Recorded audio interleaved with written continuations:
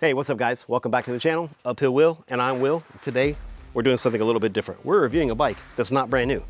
Why am I doing that? Stick around to the end and you'll find out why I'm reviewing a 2023 Specialized Turbo Levo over the brand new one. First, we're gonna start off with the what.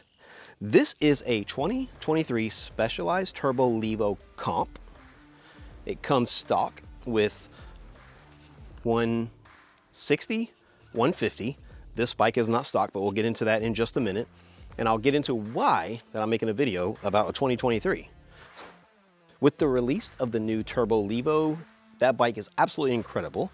And unfortunately, I cannot get my hands on one, so I decided to make a video borrowing someone else's, and it's obviously not the new one. However, it opened up my mind just a little bit more.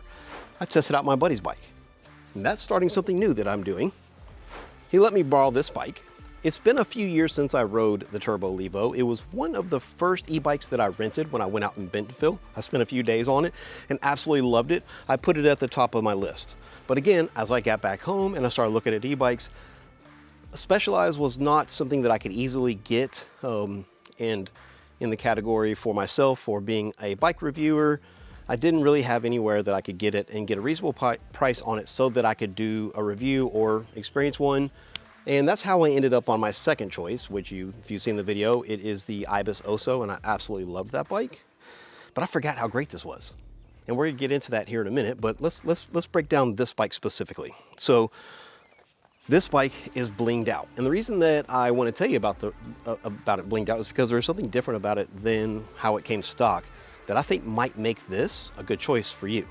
Obviously, with prices getting up, and by the time this video gets released, we're learning that the prices of even Specialized, Trek, and a few other brands are going up by about 10% because of the tariffs. I know the tariffs, I don't really want to talk about the tariffs, but it's a fact that some of these companies have already mentioned that the prices are going up. That means the bikes are getting more expensive. And I'm not against the new latest and greatest. I absolutely want to get my hands on the new one. And as soon as I can, at a reasonable cost for myself, I absolutely will. But it opened up the door for something different.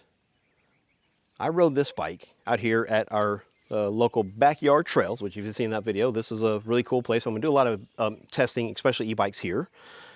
But because I rode this bike and I fell in love with it, literally just riding it a few hours, I was like, wait, do I really actually need the newest, the latest, and the greatest? Absolutely, those things are great. But hey, this bike comes with a 700 watt-hour battery and 90 newton meters. Yes, there's more out there, obviously, like the DJI is the big, like, do-it-all bike, and I realize that we can't have it in the US right now. So the next closest thing to it is that new Turbo Levo, and that is why I want to get my hands on it, because it does some pretty cool things that no other bikes are doing right now, and I believe that might make it the _1 new seller in at least the US. But if you can't afford that bike, this one you can afford, and I'll tell you why. I went on a Facebook Marketplace today, and I'll try to throw in a link, throw it in up here in the video. I went on Facebook Marketplace, and you can actually pick this bike up pretty reasonably. I saw them for as low as like $2,500 up to $5,000. And honestly, in the $5,000 range, I just saw you can still get this bike brand new for $5 grand. And I believe that that's a pretty good deal. But if it was me, I would pick up a used one and do what my buddy has done to this bike. And that is why I want to get into this bike specifically and why I'm making this video. Two things that he changed out that I think made this bike incredible are, he's running 180 up front and 165 in the rear. He's installed the Cascade Link with the Fox Float X2, which gives him 165 in the rear, and he bumped up the front to 180. If you want a longer travel e-bike, I promise you, I rode this bike and put it through some paces, and I'm absolutely mind blown by how incredible that this thing handled with that 180 up front and the 165 in the rear. Buying a used one and getting a good price on it, and then upgrading it to some pretty awesome components. You get you can get wireless shifting added on. There's so many different upgrades that you can do. This bike does have UDH. The 2023 version has UDH. So again, I saw one in this exact color with low hours on it, and the price on it was around $3,500. So you add another $1,500, adding a 38 up front, the Cascade Link and the X2, or if you already have those components, and you now have a monster of a bike. Starting a new series called review your buddy's bikes. And this is bike number 1 that we started with, and it's an e-bike. So I didn't want to get off of this one. I wanted to keep it, but I obviously can't. I rode it for like lots of hours. The efficiency on it was great.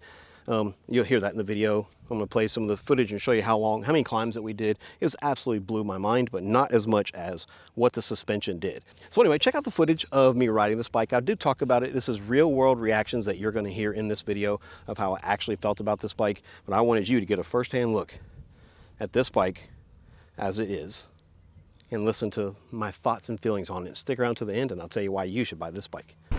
We're on the Turbo Levo and out here in the backyard trail. If you haven't seen the video about it, you should go check it out. Whoa, yeah! Oh, sent it. Oh my gosh. Wow. So this is run number 2 on this bike.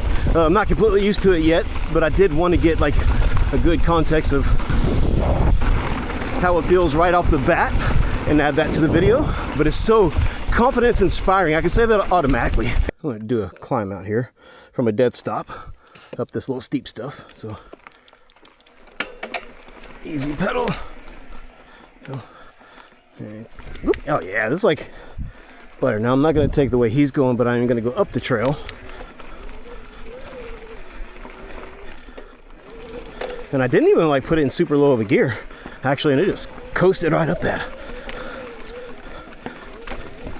And then I have to say that I kind of remember why I wanted this bike so bad, and it's definitely making me rethink getting the new Turbo Levo for myself as my own bike. I do know I have the Santa Cruz Bullet on the way, so I do, something to disclose, I do pay for my own bikes there, but sometimes I get such steep discounts that there are some stipulations behind them. Those discounts allow me to get on multiple bikes and give you guys a real review. Just like this. This is a real world review.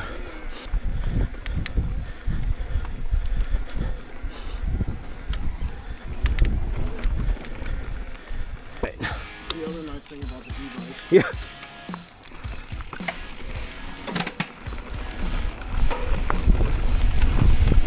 All right, run number 3. Let's see if I can handle that second part a little better.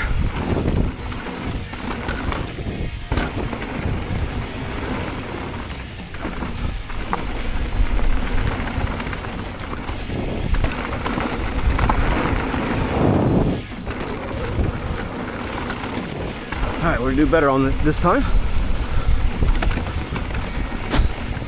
Swallow the bug.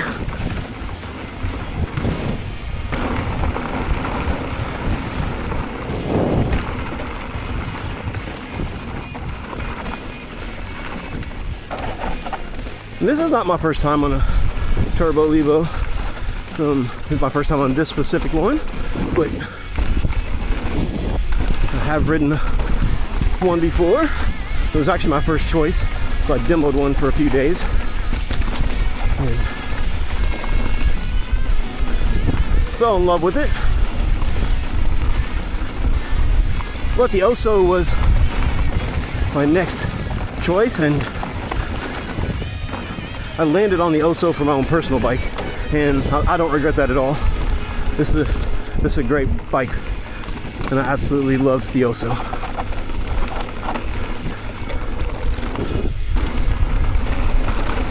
This bike is fast, so fast. Yeah, I think I can clear that today. All right. I lost count of how many runs that we've done. 9. So this will be climb 10? Mm-hmm. Well, 9.5 ish. Okay. Yeah, but still climbed out of that one, so yeah. So I still have only dropped 1 bar. No, you dropped like half your bars. Oh, they go way up? There's like 7 or 8 bars. Oh, okay. I think there's 8 bars. Okay, so it probably was dropping bars the whole time, and I'm like, I haven't dropped any bars yet. Still, you're 12 miles into this thing. Like, And we got 9, I mean, let's see. 12 miles, basically, by the time we get back up there. We've been in turbo the whole time. We've ridden for 1 hour and 12 minutes. Average speed 9.5 miles an hour with this climb every time. Like, so on this transition, I have 2 out of 5 bars left, or 36. My watch says I have 36% left. okay, so here are my final thoughts.